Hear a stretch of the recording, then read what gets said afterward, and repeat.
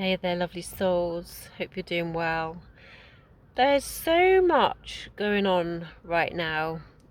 To be able to put this in a short video will be an interesting challenge. So, Spring Equinox. So, this is representing a balance. So, the balance of night and day, of earth and sky, of masculine and feminine. This is really where the earth is kissed by the divine masculine, the sun, as earth allows, the feminine allows herself to receive the masculine, the warmth, that nourishment to bring life back to earth. And I'm seeing so vividly are daffodils, the yellows and the greens, and how this is the representation of that union that is the masculine and the feminine. And this isn't necessarily male and female, this is the union of the paradoxes, the two opposites, how they come together to create, to be life, to be in balance. And the daffodil, interestingly, represents Persephone, the maiden energy, which is what I came across when I was in Sardinia and 2 years ago. And this was the seed of the dead that was being channeled through. And actually, as I'm talking now, I can feel my ears ringing, which for me is a vibration that's coming through, a communication. And okay, this is where it's going. So Persephone, the story of that, which I wasn't aware of before, was that she was raped and taken down into the earth by Pluto. And the story is that Mother Earth, Demeter, was crying and crying and crying and was just grieving for her daughter. And she was like talking to the gods and said to them, the gods needed to sort this out. They couldn't allow this. So they came up with this agreement where Persephone would come back up for 6 months and then go back down for 6 months, which is often where the daffodil is represented. Okay. But also the pomegranate is the seed of such, which when you listen to fairy tales and the good old seed that Sleeping Beauty, I believe, were choked or would fall asleep on, poisoned, not dead, but just gone to sleep. This is the representation of the feminine energy. She's not dead, she's just been asleep for a very long time, and she's rising up. And what I've been shown is Persephone wasn't raped and taken down into earth. She was being abused, and it wasn't by Pluto. Okay, so Pluto gets a bad stick on this one. It wasn't through Pluto. He was the protector of Persephone, and Pluto took Persephone, the maiden energy of what is fertility, what can bring life to everything, was being abused. It was being manipulated and being abused and taken for granted. So to be protected, it had to be taken underground. And this now is coming back. And I see this as the earth, the feminine rejected the masculine at this point because it was being abused. And we have seen for thousands of years how the feminine energy has been abused by the masculine, or shall I say male and toxic masculine energy, the wrong version of what the true divine masculine is, which is pure, which is the protector, it's the creator, it's the seed that brings life for the feminine to receive, to bring into life, to manifest and to grow. So it's the creator, the destroyer and the protector. Yet it's been taken from the wrong angle of fear and has used its power and controlled and suppressed and abused. And this feminine power is rising. She's rising. She's been rising for some time now. And we are seeing that as the unfolding, as we start to see systems that are gripping on for dear fucking life to hold on to power, to control, to suppress women, children, and people. Okay? It's absolute grip on it, but it's falling away. It's falling apart, and they know it. Okay? And we support this when we claim back our power, when we claim back our sovereignty. And we don't even know we've got it, or we have it, or we are these sovereign beings, to know to start claiming it back. But I can tell you now, parts of you will be waking up and going, this isn't right. This doesn't align. This doesn't feel like my truth. This doesn't feel where humanity should be going. And we have to be really discerning in our bodies. And this is, everything comes back to the heart for me. The heart is the brain. The heart is the union of spirit, of soul and body. It's the macabre. It's the union of masculine and feminine. It's everything that's entwined in here. And this is what I witness when I'm working with people. And I must admit, I've felt so much joy and gratitude with the work that I've done today. And witnessing the beauty of this unconditional love that's flowing through people. And it's just so much more powerful that's coming up right now. And it may well be feeling totally dysregulating for you, okay? As this feminine, wild feminine that is rising up. She's the ocean, she's the water, she's fire, and she is grace. She's all of this. You cannot define it so much. And it's only the masculine that can create a container for her, but not to suppress her. She has to keep flowing. It's like water, it has to keep flowing, otherwise it becomes stagnant. So if we feel stuck, frustrated, stagnant in life, we're not listening to our true feminine energy. And I know I feel like I'm bouncing around here, so I do apologize. You may have to listen to this a few times. But this feminine energy that's rising up, and she isn't going to be stopped, is coming up once and for all. She will not be suppressed anymore. And we will see this individually and collectively. And if you can recognize that us as individuals are like a fragment of light, and then multitude of multiplied by others become this massive refraction of light, which becomes bigger in projection in what we see. So the collective becomes more of a worldly stage rather than our individual experiences. But our individual experiences, like a kaleidoscope, like those disco balls, also projecting this energy and light into the collective. So when we feel helpless, when we feel hopeless, looking at the massive world scene, we need to start to remember our power. And the power starts from within you first, of how you manage, how you discern your thoughts and actions. And to really start to ask, why do I do what I do? Why do I think the way I do? We need to become more conscious of why we do what we do and why we think what we do. And to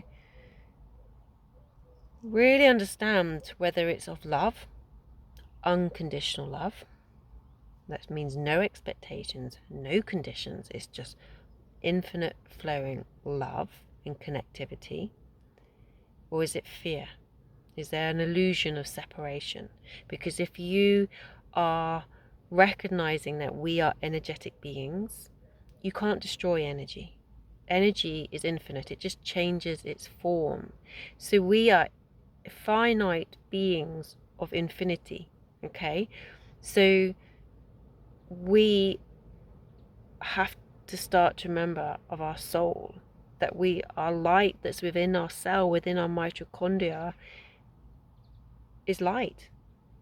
And then when you look at light completely, we're all light. So when we believe that we're separate to others, we're separate to events, that we look at this surrounding that is a frame of a soul, whether it's the sex, whether it's age, whether it's color of skin, location, geography, whatever. We're all connected, and the greatest illusion is separation. Okay, that and fear. Separation creates the fear, and also the separation to our divinity, to God, to consciousness, to light. That's also a huge illusion that is being dropped. The veil is being dropped. We're becoming more awake, becoming more conscious, which is asking these questions. Why are we doing what we're doing? You're becoming more of a conscious soul being. And we need to start to remember to not get rid of this soul amnesia, and start to remember our power, and to start to claim it back, and to know our thoughts and our emotions are our power. Awareness and conscious choices are our superpower. So when we are in victim energy, when we believe we're helpless, when we're hopeless, when we're giving away too much of ourselves, when we're not asking, why am I here? What's my joy? What's my purpose? We're out of an alignment to ourselves. And we are being challenged to claim back our power. And the greater the world's seen of control, and the more we believe that they're doing that, and the more we allow ourselves to feed that fear, that's the more we create it. So actually we are creating what we fear. Okay, bit fucked up, right? So, and the most interesting thing is we believe in fear more than faith. So fear will feel more real. Fear will just take over your whole body, because we're designed to survive. The body's to protect us. So when we feel fear, in comes all the mechanisms and the patterns and the social conditioning that we've experienced and our ancestors have experienced. We are blood and bones of all that has been before. Okay, so that is easier to believe than faith. Even though when you allow yourself to feel faith, has much more of a gentle feeling to it. There's much more of a peace and a calm. But because it's probably not as hardwired into ourselves, we don't trust it enough. And the key for us now is to really start to connect into our hearts, to remember. And as all these old systems are falling apart, even though it doesn't look like it, but they are. And it's interesting, I've always bought into that, like, you know, who's trying to control me, and that kind of fear base. I'm just getting a real deep sense of shift of absolute trust and faith that it's just going to fall away. And actually my power is not feeding it my emotion. And to not even be the observer. It's like a photon exists because it's observed. What if you stop observing? What if you stop paying attention to all the news and all the division and the separation and the fight for supremacy between the darkness that's going on right now? What if we can just become the curious observers of it all and just be intrigued as to what is playing out, because it's just a big show. If we can get emotionally unattached to it and see it just like a movie unfolding, really, and start to then put our energy into what we actually desire, and to connect into our hearts and go deep down into the earth, deep down into the earth. The structures that we have, money, governance, healthcare, schooling systems, they're all based on fear and separation. It's man-made. It's not natural. And our natural connection is connection to earth, to nature, her cycles, the moon, the sun, everything. And that has been progressively being denied over generations. How even the calendar was changed. So Spring Equinox is really the beginning of the year. Like Aries is the beginning of the zodiac sign. So actually spring is the beginning of the year, not 1st of January. We had 13 months. We were lived by the moon cycles. And in fact, I think it was Moon Day, Monday. Okay, that got changed. So instantly you're starting to take people away from their natural rhythms and cycles, their connection to Earth. You see the calendar change. You see the natural rituals of summer solstice, winter solstice, that all gets sort of moved away and becomes more religion that comes around those sort of areas and say, no, this is what you're looking at, this is what you're worshipping, not nature, not Mother Earth. We've also, in the last sort of couple of decades, have had the whole glyphosate, and our really poor food system is actually destroying our gut biome. And it's our gut biome that is in direct communication to Earth. And the more you destroy our gut biome, the less connection we have. We also have rubbish soles on our feet. We're not connected, we're not grounded. So there's multiple things that throw us off being connected to nature, our natural connection.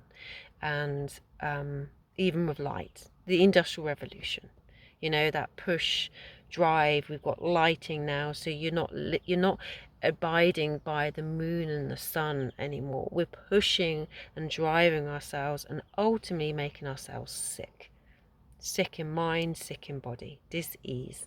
Okay, so we need to remember our connection to Earth. And Spring Equinox feels like Mother Earth is rising up to meet us, to greet us, to give us that whopping great big hug and love, to say, I've got you. And it is really, truly beautiful. We need to trust the feminine far more. And what has been perceived as weakness is very strong, very strong. So I hope that's been of interest, and if you've got this far, thank you so much for listening, and just so much love to you and so much compassion for you right now, because it's a bit of a shitstorm at times. It's been feeling very overwhelmed. It's the dynamic energy that I felt at the beginning of the year was the word. Well, dynamic can sound really positive if you're going in the right direction, but it can also feel very chaotic and destructive if we're not aligning to our truth, if we're not acting in alignment to our joy and our purpose rather than fear. So it can feel completely dysregulating, like your whole axis has been taken off. And so you can only find inner peace, inner connection, by connecting to your body, connecting to your breath, connecting to your heart, slowing things down, and then connecting heart to heart, Mother Earth. And so I'm holding a guided meditation this Sunday. That's the 23rd of March at 8:30 in the evening. And this is about really allowing ourselves to connect to our hearts, to connect deep into the Mother Earth, but also the union of masculine. So through us, we are channeling through the sacred divine masculine, and to be reunionized with Mother Earth, with the feminine, Persephone, Pluto. This is what we're seeing. Obviously, Yeshua and Mary Magdalene, they were the unions of such. And we do that individually within ourselves as we bring unity of soul and spirit, our masculine or feminine, of earth and sky. We become a conduit of that. We become a gentle flow in trust and surrender. So this is a conduit of light, which I've been seeing as I've been opening up actually in clinic, working through the different organs and arteries and aorta and esophagus and all these, but it was opening up this longitudinal tube, which is what in Shishami is this life force that's the combination of two. So it's what brings up our kundalini, our power, which, yeah, it's ultimately what we're doing, is we're igniting our inner power, and we're allowing it to rise up and release any restrictions that block that. And these restrictions aren't going to stay, and the more we hold on to those restrictions, the more pain we will feel. So we have to soften, we have to trust and surrender. So yeah, all good fun. It sounds easier than it is, and I know that for sure, but I'm definitely feel like I've shifted into that deeper sense of trust and surrender and gratitude, and just an inner knowing that all will be well. I mean, who knows what I'll feel like tomorrow, but today I'm feeling good. And again, we have to acknowledge and have compassion for ourselves that it can change day by day. So this is really why it's so important to do self-care. So long story short, lovely souls, if you want to do a little bit more work and feel a bit more, have a little bit more clarity and sanity and peace, then come and join me. Get the link, the Zoom link, register, and come and join me at 8:30 on the 23rd of March. And that is open to everybody that is actually this gets to. Feel free to drop in. The more the merrier, okay? Because this is going to be creating huge changes and waves of change of heart consciousness in this world, which we all want, really, don't we? So yeah, and if you're local to me in Devon and you're a lady, I have Ignite Your Inner Pussy Power this Saturday. So I've got a few spaces left. I think it's going to be pretty full quite quickly, actually. I feel like the last few wonderful women will just drop in for it. And this is about connection to yourself, connection to your body, this inner rising feminine that she's coming. So let's harness it and enjoy it and embody it. And it's there to ultimately break us free from these old restriction patterns and suppression, and be the embodiment that for ourselves, and then to be the inspiration for others too. So anyway, thank you for listening. Big love to you all, and take care.